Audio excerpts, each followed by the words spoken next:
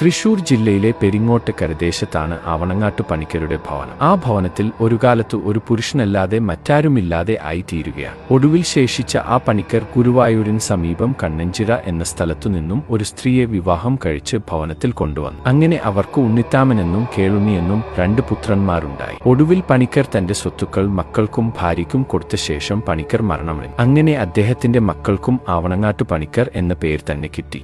ഉണ്ണിത്താമ പണിക്കരും കേളുണ്ണി പണിക്കരും മാതുല ഗ്രഹത്തിൽ പോയി താമസിച്ച ശേഷം അവിടുന്ന് മന്ത്രവിദ്യകൾ പഠിച്ച് വലിയ വിദ്വാൻമാരും മന്ത്രവാദികളുമായി തീർന്നു. അങ്ങനെ അവർ തിരിച്ച് അച്ഛന്റെ സ്ഥലമായ പെരിങ്ങോട്ടുകരയിൽ തിരിച്ചെത്തി താമസമുറപ്പിച്ചു.